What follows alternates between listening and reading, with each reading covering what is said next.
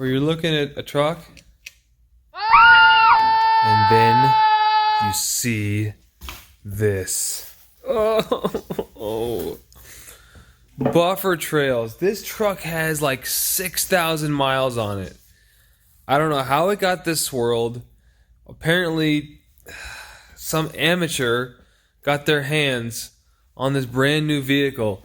This is why you charge the money you charge as a pro, because you would never, like, that's totally unacceptable. So we're here for a 2-stage correction. We're going to remove buffer trails, and this video is all about how to do that. How do you remove buffer trails, especially on black paint? So here's the reality. Black paint is going to be the most time-consuming to correct.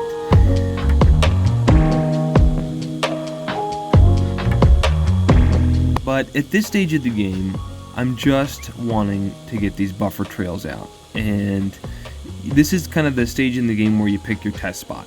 I don't know where the experts say to choose as your test spot, but this is what we're looking at here. And I'm using this spot because I know there's very visible buffer trails, which are usually caused by a rotary buffer going in there to remove rids or kind of scratches, and then no refinement step happens. So in the dark, without a light shining on it, you don't see the scratches, it looks good, but in the light, when sunlight or one of these lights goes on it, you definitely see all of the holograms, so to speak, or buffer trails left behind. So the guy went cheap the first time, and now he's, paying for quality work, right? Buy nice or buy twice. I've got a Meguiar's, one of those red disc microfiber cutting pads, kind of an industry standard here.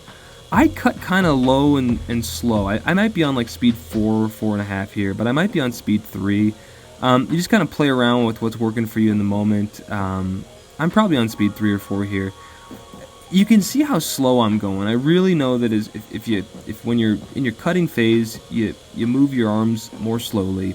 The slower you move, the faster you cut, right? That's kind of the general rule. A couple other variables. How much product is on your pad? How hard are you pressing down?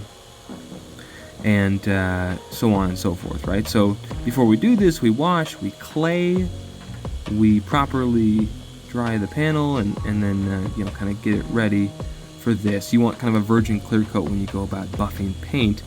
And so, what I've got on my pad is Koch Chemie H9. And I'm telling you guys, Samuel, I believe, is distributing this out of Texas. And, he reached out to me, said this is an amazing line of products, huge over in Europe and across the world, but I'm going to be the first to distribute it here to the States. Would you like to try it? And I said, sure. And H9 has the kind of cut that you'd expect almost from like an M101, with like almost no dusting. Certain areas of the car I got dust. When Ivan LaCroix came and visited Hawk Pro Detailing, he said with their compound, which is not what I'm using in this video, if you see dust, it's time to clean your pad. So the dust, he says, is not from the compound, it's from the clear coat you're removing. Anyway, so I'm tilting the pad, I think, just a little bit to make sure it's continuing to rotate. I'm feeling it with the back of my hand to make sure the paint's not too hot. And then I lost the tip of my air compressor, but the idea here is use compressed air to blow out your microfiber pad. A lot of people cut with wool. I love a dual action polisher. This is my Rupes Mark II. Now, I don't have a spray bottle with me, but one thing we learned at Rupes is you spray a little water on after you compound. It's called the supplemental wetting agent. You don't want too much water, so I just use my fingers there to sprinkle a little water. You clean your pad out. The idea is there's still going to be residue on that pad. You're not using as much product. Of course, there's still product left on the surface as well. I'm not sure what the water does. It's a wetting agent, so I imagine it sort of begins the chemical process with the abrasives. I don't know. But Jason Rose and Dylan Von Kleist and Todd Helm taught us about the SWA, or supplemental wetting agent. It's just a tool for you out there to get more cut. So you saw my initial passes. I then sprayed it lightly with ideally distilled water or tap water with your fingers there. But you just want to sprinkle it on, just a nice fine kind of wide mist. And then you usually don't need to do as many passes at the end. I'm still testing to see I'm not getting the panel too hot. But I'm testing the level of cut here, right? And that's kind of the idea with kind of taking it to this level, because I know I'm going to have to remove some clear coat, unfortunately, to deal with these crazy buffer trails. But watch as I kind of buff off here. We won't be done with the correction stage, right? This is the cutting stage where we're just trying to remove the defects. We haven't refined that clear coat. So whatever we're using here, in this case the microfiber, we're going to leave behind some marring in the paint, or some haze, some DA haze possibly. Corrected, follow the light, look for the swirls around the light to start showing up. You see those? The swirls around the light. Swirls around the light, and then keep following the light. And you see how the swirls totally disappear? We're going to follow this up with a polishing stage.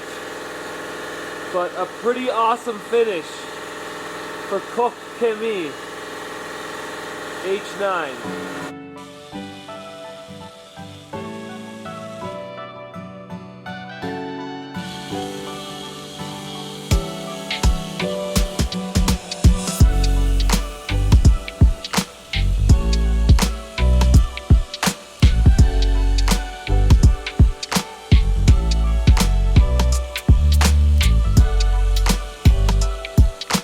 Next step, yellow pad, blow it out with air.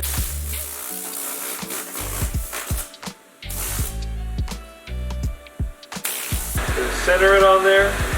I need the secret gloss sauce, Heber Supreme Polish. I tried a couple other polishes just to see. When I'm trying to finish out a black paint, this is what I use.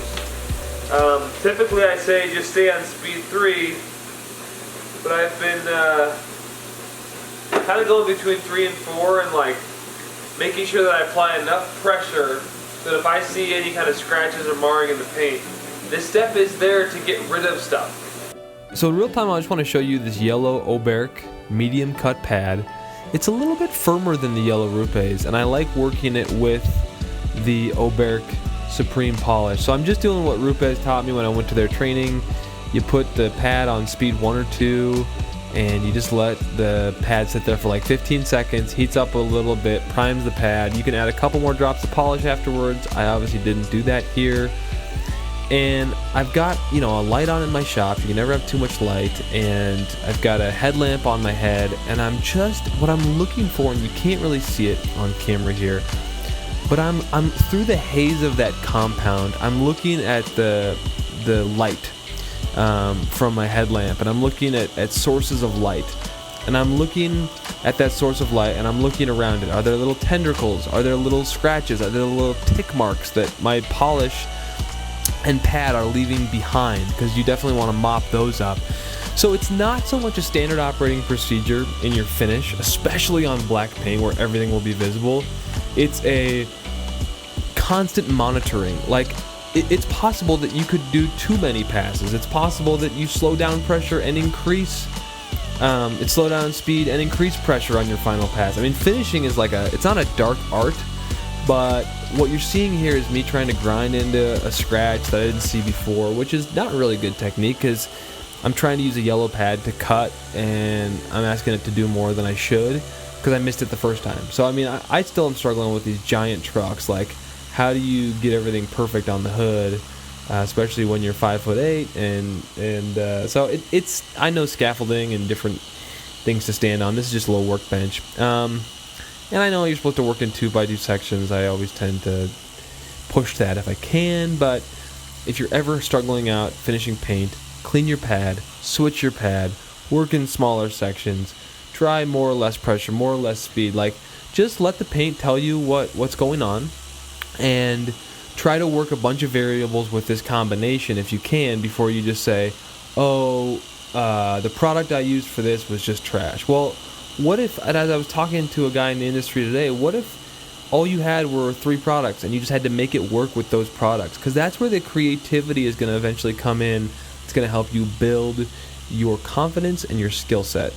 So with that said, I mean, I have no illusion that when I get onto black paint, I'm going to finish it out perfectly. I kind of look at it in sort of an ominous way, and And I know it's not some dark art. It literally is, you know, you want to keep removing the scratches that you're inflicting with each step. You're trying to refine the paint. And so with that as sort of your foundation, I think you can kind of learn every single day. And hopefully I'm contributing to this for folks out there who may be a little bit intimidated by black paint, or maybe you're not intimidated by black paint because you've never done it before, and you're soon going to learn how tricky it can be. So here what I'm doing is I'm just slowly making sure that pad is interacting with the polish and the paint and just letting it do its thing. This is a pretty long cycle, I would say, for any kind of finishing, but you know what I love about Oberic, does have a lot of working time and seems to do the job great. And I really do like their yellow pad. Like I said, it's quite firm. It helps remove those tick marks. The gloss is awesome from their polish, and so that's about enough for this real time. Basically what I want to do now is take the vehicle outside and do some final touch-ups. When you see this vehicle outside, it's after I've coated it. So not only have I corrected these, I've coated it. So what you're about to see is sort of my version of what this is supposed to look like when it's all said and done. I don't know how many hours it took me, but it took me tens and tens of hours. This could have been like a 40-hour job. You see how slow I'm working. And you tell me if it's worth it. Is that insane or what? Now I'm just trying to touch up any high spots that I might see. Usually around door handles and corners.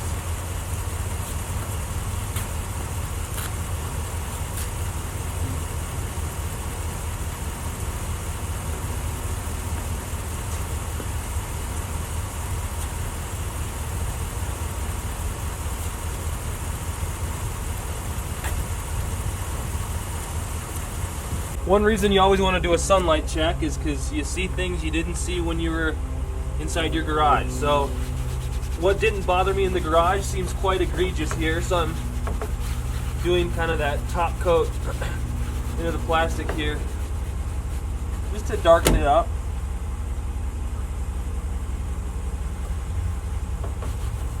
So that it doesn't stick out like a sore thumb.